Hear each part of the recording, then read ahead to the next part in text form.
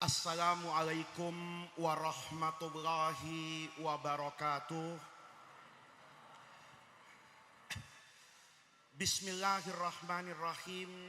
Alhamdulillahi rabbil alamin. Wassalatu wassalamu ala ashrafil anbiya'i wal mursalin wa ala alihi wa sahbihi ajma'in, amma ba'du.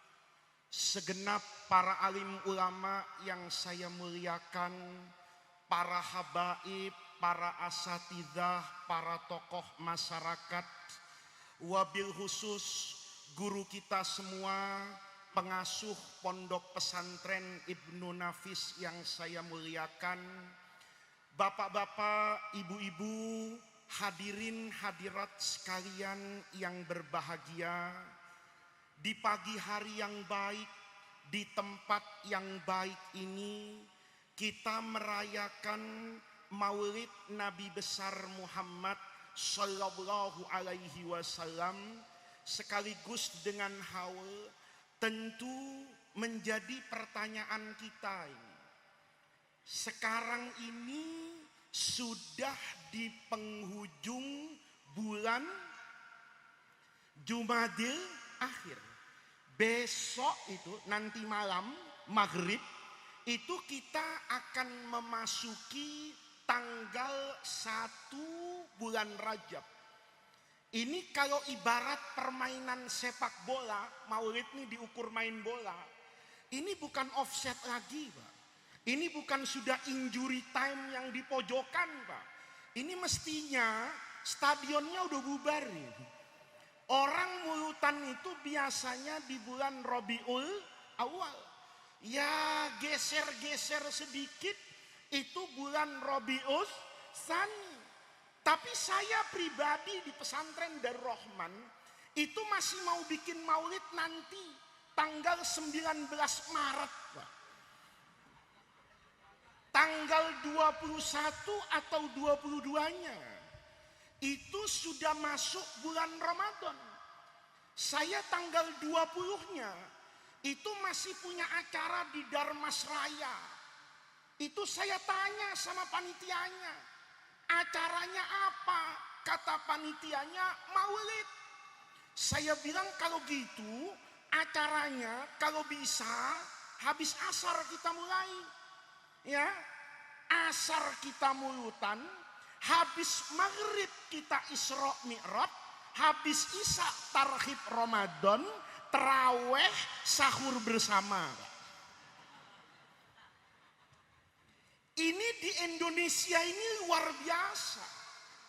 Orang memperingati kelahiran Rasulullah, baca maulid itu kayak nggak ada waktunya. Apalagi orang Betawi. Itu mestinya dicetak itu, dicatat itu rekor dunia mencintai Nabi. Orang Betawi itu ngapain aja itu mesti baca maulid. Ayo dihitung sebelum nikah itu biasanya baca apa itu? Maulid. Waktu mau akad nikah baca maulid. Nanti istrinya hamil 7 bulanan itu baca maulid. Begitu lahiran akekah baca maulid. Nabung biar nggak jadi kontraktor. Tahu kontraktor? Tukang kontrak, ya kan? Bangun apa itu? Rumah. Nak peletakan batu pertama, pasang fondasi, mulutan orang Betawi. Rumahnya belum jadi itu. Baru kata tukang bangunan naik kap atas itu. Mulai ada tiangnya, mulai rada berbentuk. Itu baca maulid. Nanti rumahnya jadi, syukuran itu maulid. Semuanya maulid. Orang Betawi itu enggak baca maulid itu cuma 2 kali, Pak. Pertama waktu cerai, yang kedua waktu mati. Itu doang. Itu doang. Yang lain-lain itu mesti sedikit-sedikit maulid Nabi. Malam Jumat itu baca maulid Nabi. Subuh-subuh. Sekarang di Jakarta itu unik. Ada orang ngundang nggak bisa-bisa. Lama-lama maulidnya itu sebelum subuh, Pak. Saya diundang, saya tanya, saya ceramahnya kapan? Kata saya. Habis sholat subuh pas, Pak. Nggak baca maulid, udah. Kita mulainya jam 2 malam. Baca Asmaul Husna, burdah, mulutan. Subhanallah, saya berpikir, Pak. Makanya saya itu badannya gemuk, Pak. Kenapa? Karena kalau sudah Rabiul Awal, itu subhanallah. Kalau dicek lab, dimarahin sama dokter saya. Sarapan nasi kebuli. Nanti waktu duha, itu nyemil, Pak, saya. Ada maulid duha. Ya, cemilannya sate kambing, bayangin, Pak. Nanti makan siang, ada mulutan habis duhur. Ada, Pak, di Cibinong itu. Saya bilang, Masya Allah, kita mulutan habis duhur, Pak. Habis duhur gimana, kata saya. Panas-panas, enggak. Pokoknya kita duhur. Ada yang habis asar. Ada mulutan itu tengah malam, Pak. Ya, saya pernah itu disiksa orang. Ya, disiksa orang. Suruh ceramah setengah 1 malam. Yang ceramah banyak, maulidnya dibaca utuh, qori'nya 3, habibnya 5, kiainya 7. Saya tanya, ente pakai nasi kebuli nggak? Pakai. Masaknya jam berapa? Jam 3 sore. Saya mikir, Pak. Kalau nasi kebuli jam 3 sore dimasak, saya ceramah setengah 1, turun setengah 2, kan jadi rengginang itu nih. Itu kalau kita pikir-pikir, Bapak, ya, itu luar biasa itu. Kecintaan umat Islam, apalagi di Indonesia, itu kepada Rasulullah itu tidak habis-habis, Pak. Kemarin bulan Desember kan ada maulid juga itu, Pak. Ya, Natalan itu kan maulid, Pak. Ya, maulid Nabi juga kan. Tapi maulidnya cuma sehari doang, Pak. Itu juga nggak ada asrokol nyebut Nabi Isa. Ya bener enggak? Saya mau ngomongnya bener enggak kira-kira? Kita kalau maulid semuanya kan pasti bersolawat kepada siapa itu? Rasulullah. Ini penting untuk kita pelajari.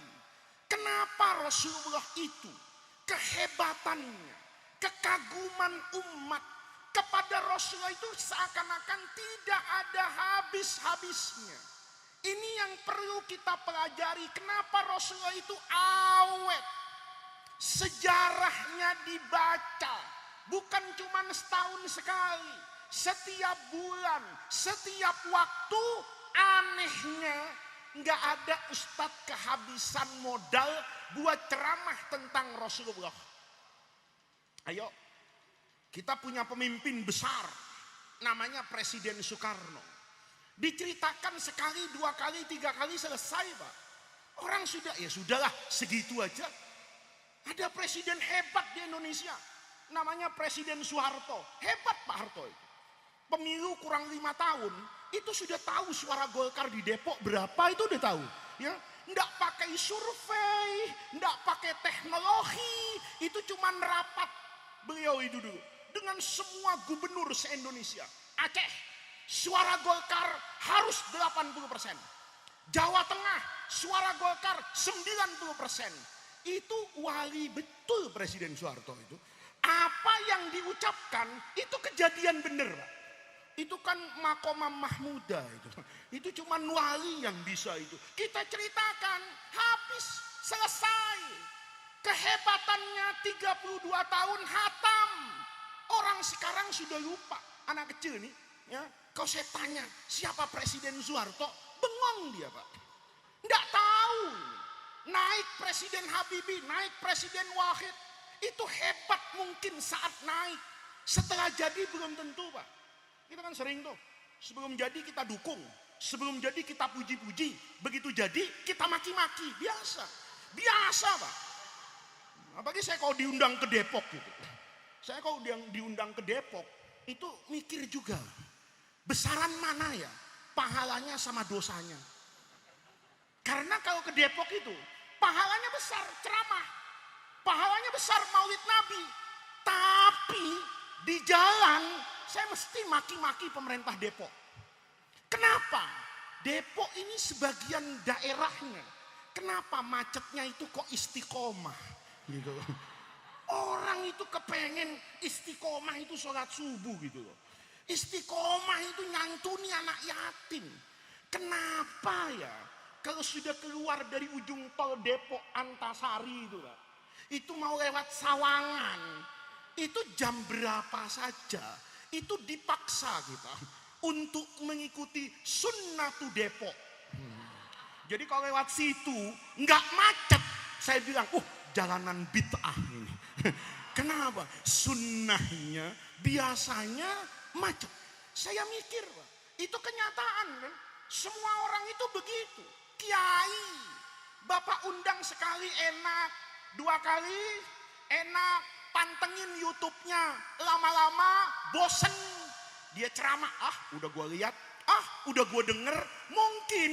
Makanya bapak-bapak, kiai yang naik daun tuh nggak lama, karena itu kiai nggak cerdas. Udah tahu daun dinaikin, kan goblok gitu loh. Saya kan ditanya sama orang, mau nggak jadi kiai yang naik daun? Ya nggak mau, kata saya. Wong saya segede ini naik daun, ya pasti roboh gitu loh. Ini kan berlaku Pak, semuanya. Kalau kita mau memikirkan itu, tidak ada yang awet, itu nggak ada. Hari ini dipuji-puji, besok dimaki-maki. Itu berlaku Pak. Kecuali satu, Sayyidul Anbiya'i wal Mursalin, Rasulullah Sallallahu Alaihi Wasallam. Nah sekarang kita ngajinya ini. Yang ceramah ada berapa sih di sini? Ya, ntar kalau yang satu datang itu kasih tahu. Kalau saya sih santai aja Pak. Saya itu bukan penceramah yang ngejar target Pak. Ya, jadi saya ikut nasihat ayah saya. Satu-satu, sehari satu, enak gitu. Gimana nggak enak kan? Tadi ngopi Pak. Saya dikasih martabak Betawi. Tahu martabak Betawi? Kerak telur. Itu saya dikasih makan, dikasih ini. Nah, ini bapak-bapak, istimewanya Rasulullah Sallallahu Alaihi Wasallam.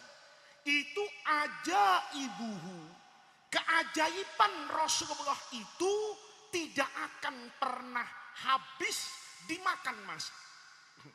Beda Pak dengan mukjizat bahkan yang Allah berikan kepada semua nabi, itu akan berbeda dengan mukjizat yang Allah berikan kepada Rasulullah. Nih, mukjizat semua nabi, siapapun nabi itu boleh jadi mukjizat itu agung, hebat, memukau pada masanya. Seiring berjalannya waktu, yang hebat nih nggak jadi hebat. Ambil contoh, Bu, kenal Nabi Ibrahim? Kenal di Margo City? Bu, kenal apa tahu? Tahu Nabi Ibrahim Bu. Nabi Ibrahim itu disebut Abul Anbiya, bapak para nabi. Ini nabi besar Pak. Ibu tahu nggak kenapa Nabi Ibrahim itu nabi besar Bu? Nggak tahu? Saya kasih tahu ya Bu. Nabi Ibrahim itu jadi nabi yang besar, dikatakan induk dari semua agama besar, itu karena Nabi Ibrahim istrinya 2. Jadi kalau ibu kepengen suaminya hebat kayak Nabi Ibrahim, Bu, dengerin Bu. Nabi Ibrahim itu disebut bapaknya para nabi loh Pak. Iya, Nabi Adam tuh manusia pertama, tapi syariatnya nggak bisa dipakai. Kenapa? Ya Nabi Adam syariatnya kan syariat darurat Pak. Kakak kawin sama adik. Kenapa kakak harus kawin sama adik? Kalau nggak kawin sama adiknya, lalu kawin sama pohon pisang. Kenapa harus kawin sama adiknya? Ya karena nggak ada orang. Syariat itu nggak bisa dipakai. Nabi Adam itu nggak ada syariat Jumatan. Kenapa? Siapa yang mau Jumatan? Imamnya Nabi Adam, khotibnya Nabi Adam, DKM-nya Nabi Adam, tromolnya Nabi Adam. Nggak usah. Yang disebut bapak para nabi itu Nabi Ibrahim, Bu. Kenapa Nabi Ibrahim? Karena istrinya, Bu, karena istrinya dua. Bu. Nih ibu-ibu disapa dulu Pak ya. Bu, Quran itu cerita tentang rumah tangga itu banyak. Yang pertama Quran cerita, Bu, rumah tangga suaminya soleh, istrinya ndak soleh. Suaminya soleh, siapa itu? Nabi Nuh. Istrinya ndak solihah. Nanti suaminya masuk surga, istrinya masuk neraka. Ini rumah tangganya Nabi Nuh. Yang kedua, rumah tangganya Fir'aun. Suaminya jahat, zolim, masuk neraka, tapi istrinya Asia dibangunin istana di dalam surga. Jadi suaminya ke neraka, bininya ke surga. Yang terakhir Nabi Ibrahim. Suaminya ke surga, istrinya ke surga. Ingat Bu, ada rumah tangga Nabi Nuh, ada rumah tangga Fir'aun, ada rumah tangga Nabi Ibrahim. Ibu nih, rumah tangganya mau kayak rumah tangga yang mana, Bu? Bu, bapak-bapak tenang, diam aja Pak. Bu. Bohongin kiai dosa, Bu. Bohong aja dosa. Apalagi bohongin kiai di pesantren maulid Nabi. Dosa besar itu, Bu. Bu, rumah tangga ibu mau kayak Nabi Nuh, itu artinya ibu ke neraka. Suaminya ke surga, dapat bidadari, buy one get banyak, ya kan? Bu, yang kedua, rumah tangga Fir'aun. Itu artinya ibu nggak cinta sama suaminya. Karena ibu mau masuk surga sendiri, suaminya biarin ke neraka. Bini kayak gini, sebelum mati cerai Pak, gitu loh. Ya, yang ketiga, ini cakep nih. Berkumpul cinta sepanjang zaman. Minal mahdi ilal lahdi, minad dunya ilal akhirah. Mau yang mana, Bu? Bu, mau kayak Nabi Nuh, kayak Fir'aun, apa kayak Nabi Ibrahim? Ada yang jawab kayak Nabi Ibrahim. Ini acara direkam ya, ada videonya ya? Ada ya? Oke. Pak, nanti Bapak nih yang teriak kayak Nabi Ibrahim tandain Pak. Kalau itu istri Bapak, besok libur ya, hari Selasa ke KUA Pak, kawin lagi. Kan ditanya sama penghulu itu, ya kan? Orang kalau mau kawin lagi itu harus izin istri pertama Pak. Nanti Bapak nggak usah bawa surat izin dari bininya, bawa video pengajian ini. Bapak kasih sama kepala KUA, Pak kepala KUA, ini istri saya ngaji kemarin. Jawab, katanya kepengen rumah tangganya kayak Nabi Ibrahim. Itu kalau belajar ilmu usulul fiqhi, mafhum muwafaqahnya, saya disuruh kawin lagi gitu. Ini surat izinnya, begitu Bu? Tenang Bu, ngaji sama saya ini rahmatan lil alamin. Nih bapak-bapak ketawa karena baru separuh pinter Bu. Ceramahnya belum saya terusin Bu. Ibu besok, nih nggak usah besok nih, ntar siang. Suaminya kan pulang nih, suami casing-casing akhir zaman nih ya. Software mendekati hari kiamat ini pasti ngomong. Nih, lo tadi ngaji ya? Iya. Kepengen ya punya rumah tangga kayak Nabi Ibrahim? Berarti lo ngizinin gua kawin lagi? Jawab Bu, iya. Saya memang kepengen punya suami kayak Nabi Ibrahim. Istrinya dua dengan syarat abang betul-betul sejati jadi Nabi Ibrahim. Suaminya kan nanya, Nabi Ibrahim sejati itu bagaimana? Nabi Ibrahim itu abang boleh nikah lagi kata Allah setelah nggak mempan dibakar.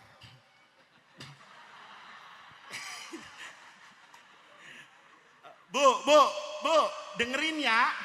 Nabi Ibrahim itu boleh nikah lagi setelah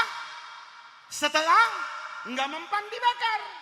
Nah, ibu ngomong sama suami ibu, abang nggak usah dibakar dah. Di dapur ada kompor gas bang. Saya nyalain dulu 5 menit ya. Kalau nanti sudah nyala 5 menit, abang dudukin kompor gas itu. Kalau pantatnya kagak gosong, kawin lagi. Kalau pantatnya gosong, saya anter bang ke RSUD Depok. Mudah-mudahan masih di cover dan dijamin sama BPJS gitu. Nih bu, jam berapa sekarang? Enggak, saya takut nasi kebukinya jadi rengginang pak. Bu, nih Nabi Ibrahim hebat kan? Hebatnya apa? Enggak mempan dibakar. Ini yang saya mau ceritain. Nabi Ibrahim tuh hebat. Semua api itu membakar. Semua api itu panas. Tapi Nabi Ibrahim enggak mempan dibakar. Hebat. Saya pernah ceramah, Pak. Dapat ilmu dari anak SD. Saya ini penceramah yang lumayan pengalaman, Bu. Ya, diundang siapa aja pernah. Ada panitia yang nikah saya juga pernah, Pak. Saya diundang ke TK, Bu. Saya pikir yang akan saya ceramahin tuh ibu-ibunya. Tiba-tiba beneran anak TK. Ada kali 100 orang TK semua. Saya baru mulai ceramah nangis. Yang ini pempesnya minta diganti. Baru 2 menit naik ke mimbar. Pak, gantian, saya mau pegang mic. Ya udah, yang ceramah kan gitu ya. Itu pengalaman, Pak. Tapi ada pengalaman yang tidak bisa saya lupakan, Pak. Pengalaman saya ceramah di anak SD. Saya lupa, Pak, bahwa anak SD sekarang itu, nih yang muda-muda ini generasi Android dan generasi iPhone, Pak. Ya, ini generasi yang bukan sami'na wa atokna. Ini generasi sami'na wa pikir-pikir. Ya, bener Bu, punya daya kritis itu yang luar biasa. Saya diundang itu mau Idul Adha. Kata kepala sekolahnya, Pak, nanti tolong ya cerita tentang Nabi Ibrahim. Oh siap? Ya hafal saya cerita itu. Saya bilang, anak-anakku, Nabi Ibrahim itu adalah bapak para nabi. Kenapa? Karena istrinya 2. Satu Sarah, satu Hajar.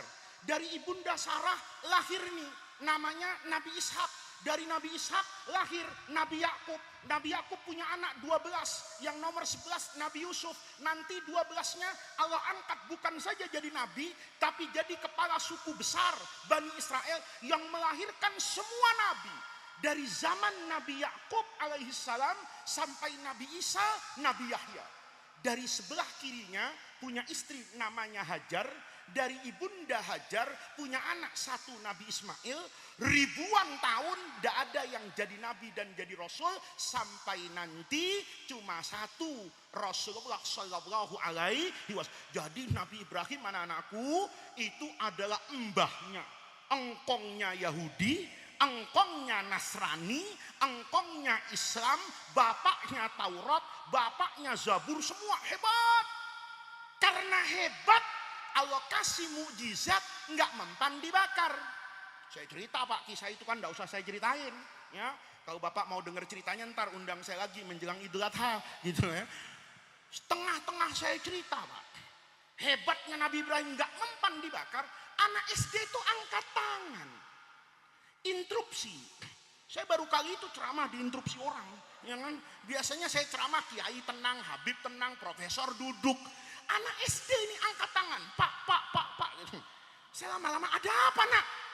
Ini saya kurang setuju dengan ceramah Bapak. Saya bilang, Masya Allah, ini seragamnya masih pakai putih sama merah, dasinya miring-miring itu loh. Ya, tiba-tiba saya nggak setuju dengan ceramah Bapak. Saya karena penasaran, saya kasih mic Pak. Kenapa nak?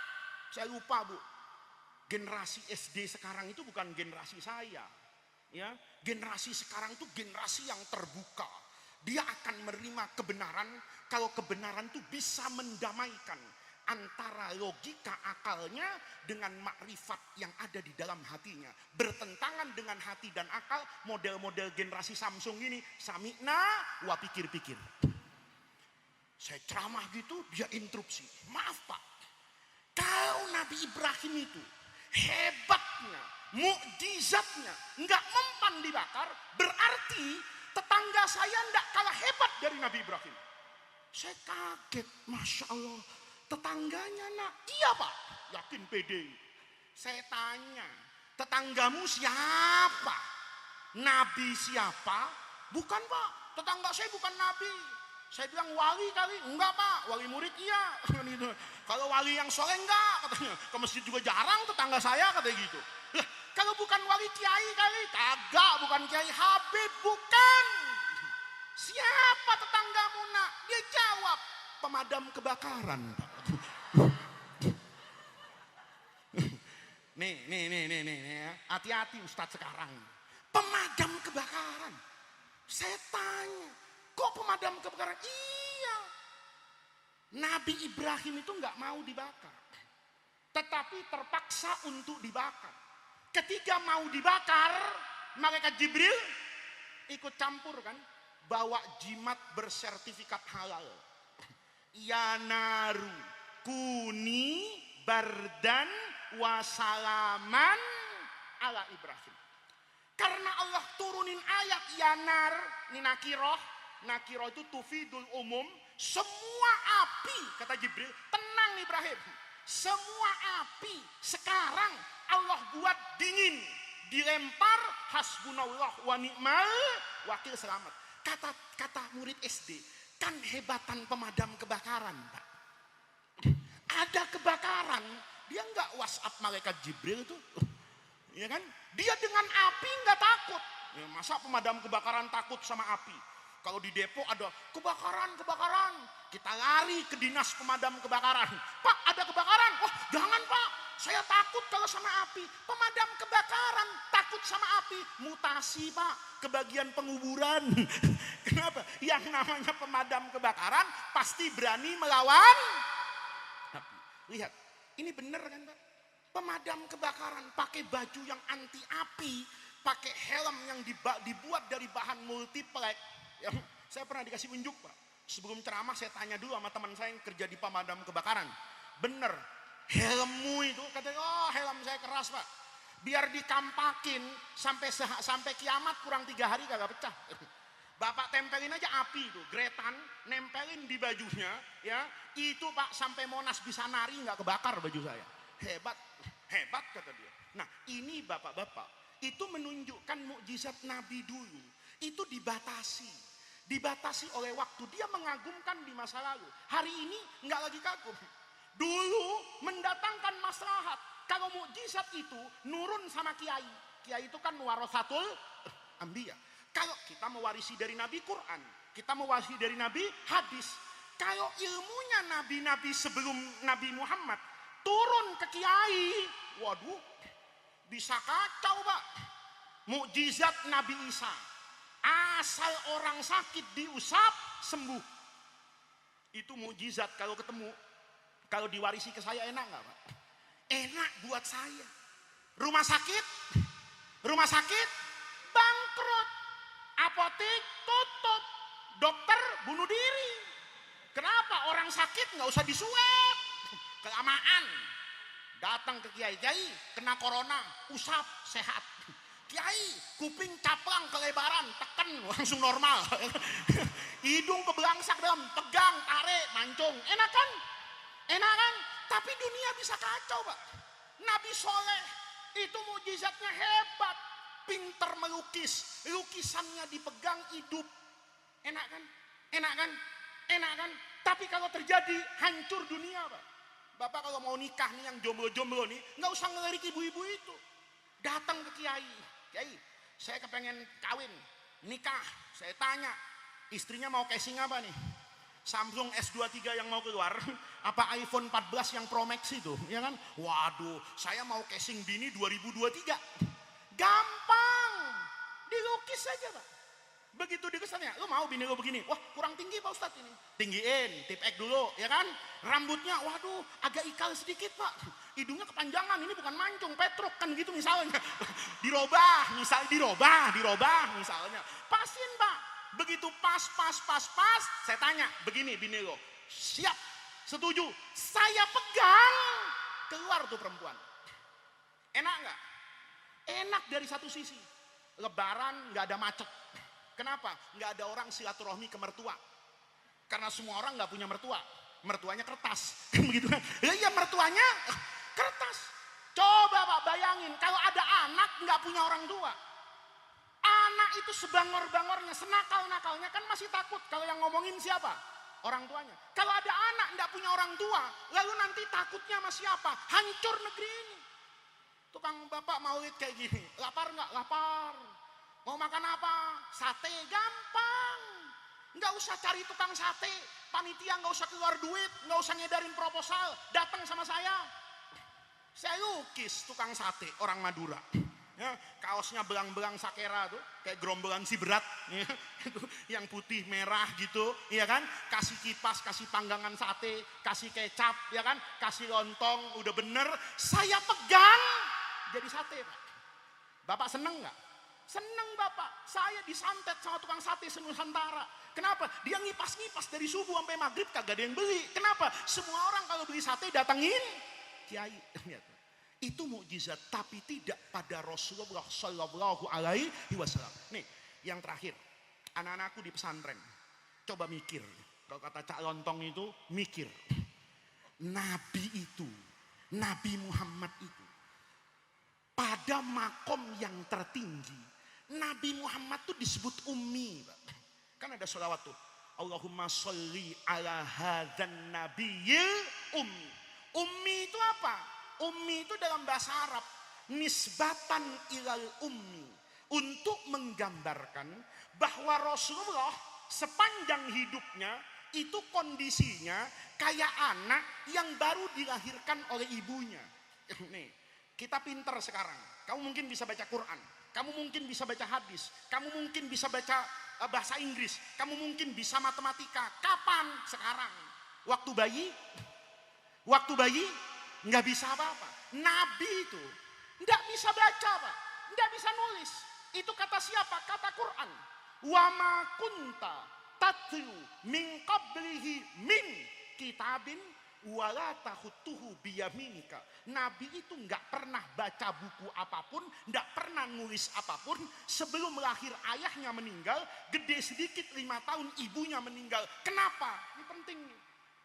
Supaya orang itu nanti, ya sekarang ini di tengah kemajuan teknologi dan ilmu pengetahuan itu percaya kalau semua yang ada di Quran itu datangnya dari Allah. Coba, Nabi pernah pesantren, Nabi pernah sekolah di pesantren Ibnu Nafis. Jadi hebat nggak di pesantren ini? Hebat. Alumninya jadi Nabi. Berarti Nabi Muhammad dapat ilmu dari Kiai Nafis. Kenapa? Beliau muridnya. Kalau Nabi itu orang tuanya ada, maka orang akan ngomong, hebat banget ya bapak misalnya Nabi mendidik anak sampai jadi Nabi. Dihilangkan itu semua. Nabi tidak pernah baca, Nabi tidak pernah apa itu nulis. Tapi nih penting nih, wahyu yang pertama itu nggak nyuruh sholat, Pak. Wahyu yang pertama itu nggak nyuruh puasa. Wahyu yang pertama nggak nyuruh zakat. Nyuruh apa? Nyuruh apa? Iqra. Keren, Pak. Qoro'a itu kalau orang ngaji nahwu itu namanya fi'il muta'addi. Muta'addi itu membutuhkan subjek pelaku dan membutuhkan objek apa yang dilakukan. Kalau saya bilang sama bapak, saya baca, pasti nanya, baca apaan? Baca Quran apa baca koran? Kan gitu kan? Baca majalah apa baca buku? Kan begitu loh. Itu namanya standar bahasa Arab. Tapi wahyu yang pertama nggak bilang, Iqra, baca apa ini? Nggak ada. Apa baca Quran? Apa baca sains? Apa baca fisika? Apa baca hadis? Quran nggak ambil peduli, Pak. Kata Quran ikra itu namanya mutlak. Ketika maf'ulun bihi dari fi'il muta'addi ini muqaddar tidak ditulis, kata ulama ahli tafsir itu yufidul umum. Semua orang punya kewajiban untuk membaca. Apa yang dibaca tidak penting. Yang penting dibaca bismi rabbika, bukan bismillah. Ayatnya bunyinya gitu tuh. Ikra bismi rabbika. Kalau mau dirubah bismillah bisa nggak? Bisa, nggak salah. Ikra bismillahi. Ikra bismirrahman. Ikra bismirrahim. Asmaul husna sama. Tapi Allah pilih ikra bismi rabbika. Kamu baca. Baca atas nama Tuhanmu. Tuhan itu dalam bahasa Arab ditulis Rabbun. Yang belajar ilmu sorof tahu kata-kata Rabbun itu seakar dengan kata lain yang membentuk kata-kata tarbiyah. Tarbiyah itu pendidikan. Makanya Allah tuh suka mendidik kita. Bu, punya duit nggak bu sekarang? Hah, bu, ibu kalau duitnya lagi tipis, sholat duhanya rajin nggak bu? Bu, kalau suaminya kedengeran nih bu, kepengen kawin lagi, ibu jadi rajin berdoa nggak kepada Allah? Hah? Rajin berdoa nggak kepada Allah? Rajin. Kenapa rajin berdoa? Karena miskin. Kenapa rajin berdoa? Karena suaminya tahu mau kawin lagi. Berarti ketika ada suami mau kawin lagi, itu azab apa rahmat bu? Susah ngaji sama saya nih. Bu, nih bu, biar gampang bu. Ibu kepengen masuk surga nggak bu? Kepengen. Syaratnya masuk surga? Mati. Ibu sholat nih, sholat yang banyak. Nggak mati, bisa masuk surga nggak bu? Enggak. Berarti syarat masuk surga? Mati. Berarti mati itu rahmat apa musibah bu? Rahmat. Mau duluan? Bu, ini logika loh. Bapak, ya. Kita kadang-kadang kalau sehat, lupa sama Allah. Begitu sakit, ingat sama Allah. Begitu sakit jadi sholat malam. Begitu sakit jadi baca Quran. Berarti sakit itu nikmat apa azab? Hah? Nikmat. Cuman orang Depok tuh materai. Ya, kita ini jadi hamba Allah itu materai. Ada teman saya itu. Istiqomah ke masjid jalan kaki, Pak. Satu ketiga ngelihat tetangganya nih. Jarang ke masjid, naik motor. Ya Allah, naik motor enak bener ya. Gua jalan kaki ke masjid ini udah 3 bulan, betis kayak singkong kerasnya. Masuk masjid doa dia. Doanya singkat, doa kita semua. Rabbana atina fid dunya hasanah. Husu banget. Saya tegur teman saya. Tadi romannya doanya husu kiai. Apa yang lu baca? Rabbana atina fid dunya hasanah. Saya tanya, apa artinya? Berilah ya Allah kepada hambamu yang baik-baik di dunia. Saya tanya sama dia, yang baik-baik di dunia itu apa? Yamaha NMAX yang harganya 40 juta. Kalau bisa yang warnanya kopi susu. Saya bilang, lu doa apa kredit? Sejak kapan hasanah itu artinya motor? Bu, suaminya sehari duitnya cuma 100.000 bu. Kan kasihan, ibu doakan, ya Allah, suami saya mudah-mudahan rezekinya itu banyak. Jangan 100.000, tapi 1 miliar. Bu, amin gak? Amin gak? Amin. Begitu amin, duit suaminya banyak. Kata suaminya, kemarin permintaan istri saya banyak, tapi duitnya gak ada. Sekarang istri saya udah minta apa aja saya kasih, duitnya masih banyak. Ini berarti bukan kurang duit, kurang istri. Bu, setelah suaminya kaya, kawin lagi bu. Doanya diterusin apa di amandemen? Bu, doanya diterusin apa di amandemen? Nih lihat nih. Anak-anakku, singkatnya saja pada siang hari ini. Iqra itu modal dasar, baca. Tapi Rasulullah nggak bisa baca. Nanti nih anak-anakku, kalau kamu belajar ilmu pengetahuan, nanti kamu akan tahu betapa Rasulullah, ini ada cerita dulu Pak. Ada orang alim di Prancis Pak, oceanographer, orang yang suka nyelam Pak. Ya, jadi dia pengalaman nyelam Pak. Kalau nyelam ke dalam laut itu, asal 1000 meter, itu dia tiap hari nyelam, biayanya miliaran. Di Maroko, di Atlantik situ, ada tukang kuli panggul, Muslim, nanya, bos, kenapa sih nyelam mulu, duitnya habis cuman buat nyelam, ya mendingan beliin beras, kan gitu kan kata kuli panggulnya. Kata dia enggak, saya ini sedang menyelidiki fenomena alam bawah laut yang menarik.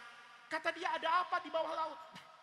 Kata oceanografi yang terkenal nih, Jacques Cousteau di Prancis, dia bilang, di dalam laut itu ada fenomena yang menarik. Apa menariknya? Air laut itu kalau di dalam 1000 meter lebih, ada yang tawar, ada yang asin. Aneh. Padahal air laut secara umum asin, tapi di dalam kayak gini. Apa kata kuli panggulnya? Kalau gitu gue udah tahu. Dia kaget, tahu dari mana?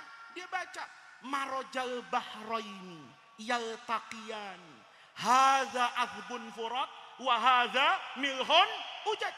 Begitu kayak gitu Pak. Itu orang yang pinter di Prancis kaget. Itu ada di mana itu keterangan? Saya baru menemukan ini tahun 1960-an.